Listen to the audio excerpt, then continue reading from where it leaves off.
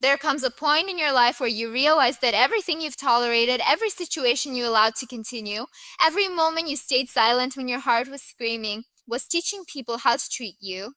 And it always circles back to one thing: your standards. The truth is, your standards are not just rules or preferences. They are your self respect in action. They are the invisible line between who you are and who you refuse to be.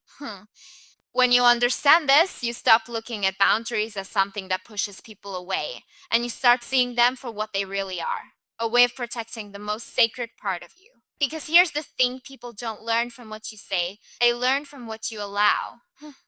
What you allow. You could preach self love all day, you could talk about your worth endlessly. But if you keep entertaining situations that are beneath you, then your actions cancel out your words. If you say you want respect, but you accept disrespect, then you've already told the world your standards are negotiable. And once you teach someone that they can cross the line without consequence, they will never take that line seriously again. So many people confuse having standards with being a difficult or a demanding.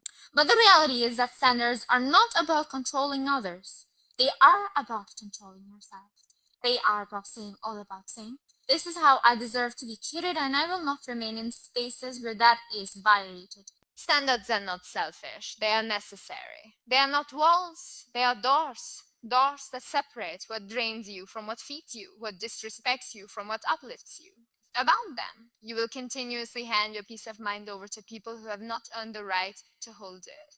And the painful truth: most people don't lose themselves in one big decision. They lose themselves in the little compromises, the tiny allowances, the moments they say it's not that big of a deal when deep down it was. You lose yourself in the way you stay when you should have left, the way you keep quiet when you should have spoken, the way you accept the bare minimum while convincing yourself it's enough. But let me tell you something. You were not born for the bare minimum.